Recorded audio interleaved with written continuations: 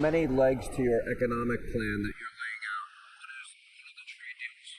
Second is tax cuts permanent, no tax tips, no tax Social Security, right? No tax overtime. Another leg would be energy.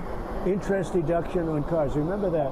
That's so it's big. No tax on tips, no tax on Social Security benefits for seniors, which is so great. Think of it. And no tax on overtime. But there's a fourth leg that I think is really important of that, where middle-income people, but any people, if you buy a car made in America, only, I'm not interested if it's made anywhere else, I couldn't care less.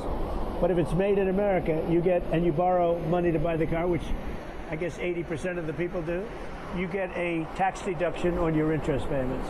That's a big deal. That's never happened before. A big deal for people that are buying cars, but that's a huge game changer for the car industry too. Huge, I think. One part that you can't control, although maybe you really can because you have such influence with the Republican Party, is the one big beautiful bill. You put out a big statement on that today. And how confident are you, having spent time with Majority Leader Thune, Speaker of the House Johnson? First of all, Johnson and Thune have been unbelievable. They've done a great job. Their soul is into this, their whole heart and soul, and they're working so hard. And it's always tough when you have a very small, we have a majority, but it's in the Senate 3 votes, and in the Republican, in Congress, it's 7. Now, it was 1 for a period of time. We won some elections in the meantime, but it was actually 1. So now it's 7. And I would say this, even before this big drug and, if you take a look at the cuts that I announced today, if you take a look at the pharmaceutical and drug cuts, they're so massive that I think a lot of Democrats have to vote for the bill, number one. Number two, even if I didn't do this today, even if there was no such thing as these 50 to 90% cuts, I mean, think of it, where we're buying, you're selling drugs in other countries for 5 times more than it costs in the United States. How horrible that is. Anyway, but that's going to be a thing of the past. Some of them are they're cancer drugs too sometimes. Yeah, everything. It's very unfair. Very unfair to people. They have cancer, they don't have much money, they have enough money to get through this, but then they end up going bankrupt. People were getting themselves fixed up or not getting fixed up. Either way, and still they were going bankrupt all over the place because they couldn't afford the drugs. But if they lived in a different country, they would have paid just a fraction. Think of how horrible that is. Anyway, so I fixed that. Nobody thought it was fixable, and I fixed it. But even without that, I think we would have gotten the bill passed. With it, I think a lot of Democrats have to vote. I saw that a couple of Democrats said, I'd like to be in charge of, I don't know if you saw that. You have a couple of people that go on your show that I assume are moderate Democrats without mentioning names. And both of them said, I don't know about you, but I think I'm going to be voting for this bill. I think a lot of Democrats are going to be forced to vote for the bill because, you add this new element that if this bill passes, you're going to get a 50 to 90% reduction in prescription drugs and pharmaceuticals. When you add that in, how does a Democrat not vote? I don't think they can win an election if they don't vote for it.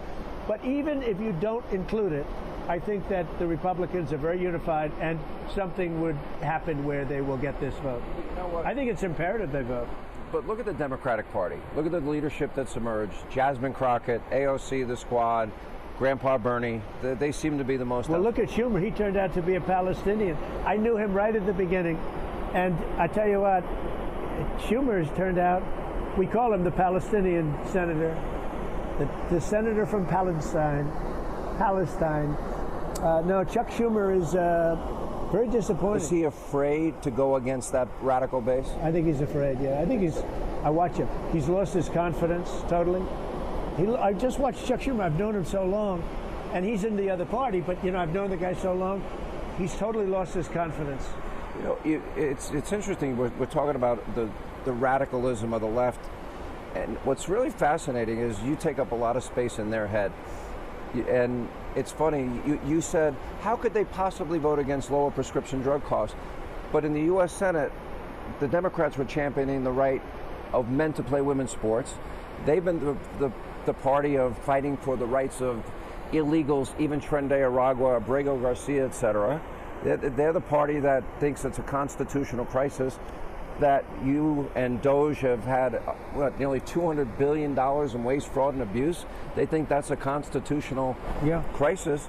So you're asking, how could they be that extreme? Aren't they that extreme? Well, not all of them. I think you have a lot of them that they don't know where they are right now. I think they don't know what to do, like men playing in women's sports. I saw a guy that I know, good guy, Democrat. He's trying to justify, 2 days ago on television, he's being hammered, and he's trying to justify men playing in women's sports, and it's sad. I wanted to call him and say, you better get off that subject. That's not an 80-20, that's about a 97-3, okay? If they talk about, the famous, they always say it's 80-20. What's not, a lot of these things are not 80-20, like transgender for everybody. Let's have transgender for everybody, your kids, everybody. That's not an 80-20. They always say that's 80-20. That's 99-1, I would say. So, look, in one way, I don't like talking about it because I don't want to talk them out of it, because it would be harder to beat them if they were normal on things. It shows that they're almost insane. And they do suffer from Trump derangement syndrome at a high level. And I guess I'm honored by that. But I'll say this, look, we had an election.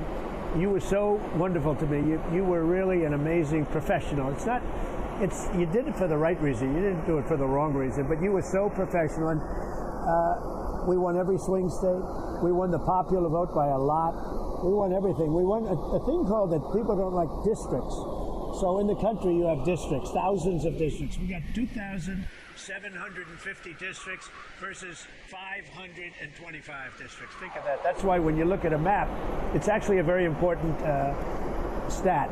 When you look at a map, the map shows it's practically all red, the Republican Party.